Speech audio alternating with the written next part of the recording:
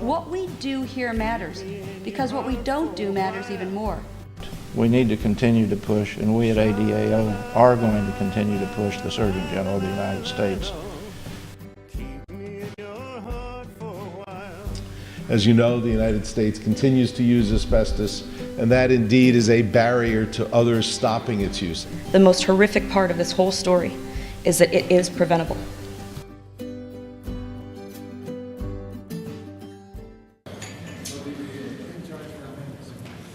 There is one group of individuals who probably more than any other have suffered from asbestos-related disease.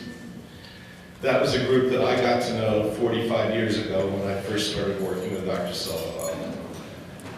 The International Association of Heat and Frost, Insulation, and Allied Workers, known to us more colloquially as the asbestos workers, was a group that had already been working with Dr. Sullivan. They gave of their time, they gave of their money, they gave of themselves. Dr. Sullivan was able to put together a cohort of 17,800 workers, which was followed starting about 1960 and is still followed today. And this union is still committed to helping us as scientists and the world know about the hazards of asbestos. Dr. Sullivan started his work in the New York City area. There were two locals that he first did his work and published his first papers on. Local 12 from New York City and Local 32 from Newark. It is a privilege and an honor for me to ask the president of the International Association of Heat and Frost Insulators and Allied Workers, Mr. James Grogan, a very proud member of Local 32, to come up and accept the Tribute of Unity Award. So, President Grogan.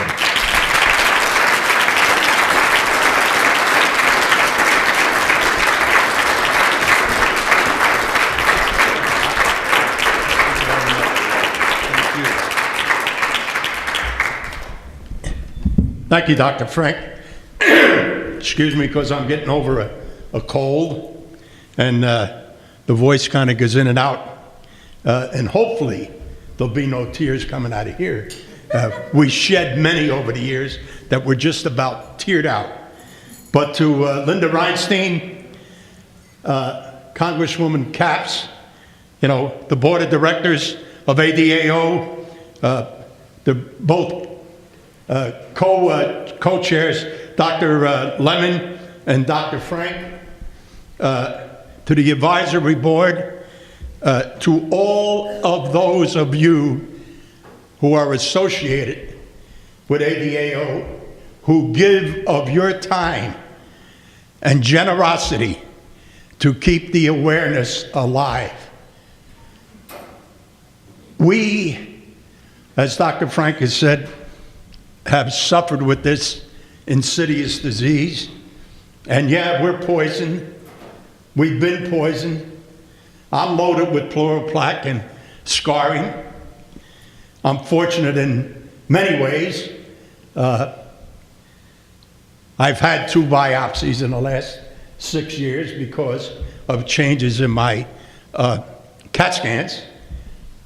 Thank the good Lord, there is no cancer, there is no meso, but it lives inside all of us every day. And while we might not have it right in our face, it's in our mind. Am I going to get it?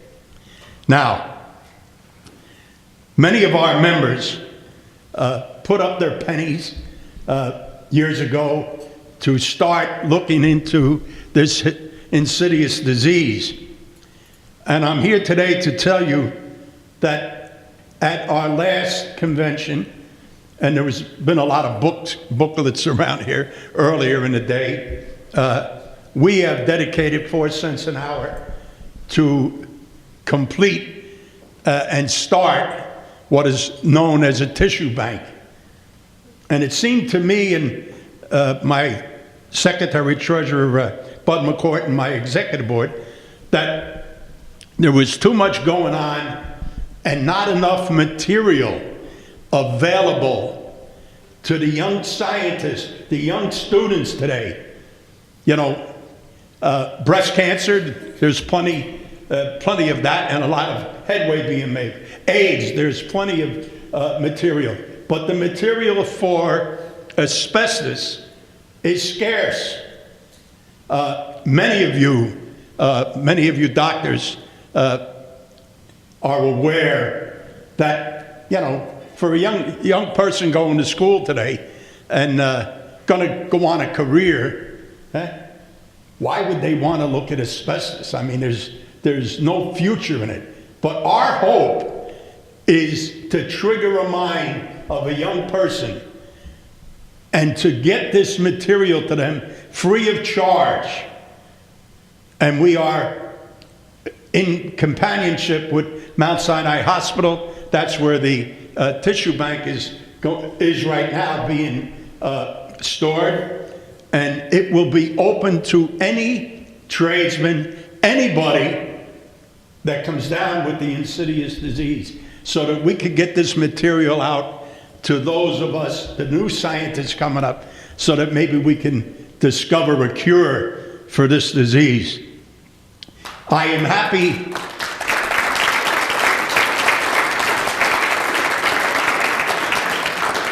I am happy to be here and share with all the rest of the honorees, and it's a pleasure to be here and represent the members of what was, up until about 3 years ago, it's still known as the asbestos workers.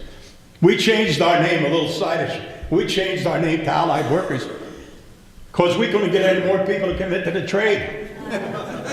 You know, and we fought that for a long time, mainly because of suits. If you weren't identified as an asbestos worker, you know, you didn't have a chance of any recovery for the family.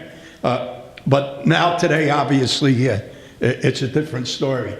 I also want to just mention, and I darn near get off of this without doing it, Dr. Silikoff and Dr. Levin, two of my personal friends. I should say to you, I was one of the initial guys studying from Local 32. I was a young guy at the time, had 4 kids, and had the choice.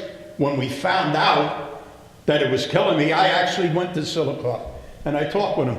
Well, I was the secretary treasurer of the local union, and when our members would come up to get x-rayed, we had an x-ray machine in our office. I got a chance to talk with Doc one-on-one every Saturday that he was there, and Sundays. And so did my kids and my wife. And I said to him I was going to get out of the business, you know. And he talked to me and said, Jim, you got 4 kids.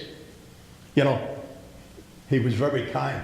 He didn't say the limited education I had. You know, he said, you need a job. What are you going to do? If you got out and pumped gas, the odds are you might still come down with it. You know. Well, I stayed in this business because of that. And I am proud to say that naturally I, with a lot of help of a lot of people, Terry Lynch and the rest of our board members, have succeeded to become the general president of our organization. And I will fight to do what we need to do to help all of those that are trying to do something about asbestos and asbestos awareness. It is a sin, as Dr. Celeste said, that today people think that, you know, it's banned. You know, I mean, as those testimonies come up there, it just reminds you of different things. I want to just leave you with, at least with a little bit of a happy thought. And that is, I'll tell you a little story, and Dr. Frank knows all about this. When he worked up in New York, you know, there's a story that goes with a cab driver, very handsome guy. He picks up a nun in the old habit, you know, wasn't in plain clothes, had the habit on, and the nun noticed, how handsome this guy was. And he kept looking at the nun in the rearview mirror. And finally the nun said to him, what do you keep looking at? He said, sister, all my life I wanted to kiss a nun. And would you accommodate that? And the nun said, well, wait a minute. She says, there's a couple of rules. Number one, you got to be Catholic. And number two, you can't be married. So he said, I'm neither. So off they go. They go up to one of them streets off of Fifth Avenue. They pull in. The nun gives this cab driver the biggest kiss he ever had in his life, right? And they turn around and they get on their way. And meanwhile, the nun sees a tear coming down his eye through the mirror and said, what's the matter with you? He says, sister, I can't tell a lie. He says, I lied to you before. He said, number one, I'm not Catholic. And number two, I'm married. And the nun said to him, well, it's okay. My name is Brian, and I'm going to a Halloween party.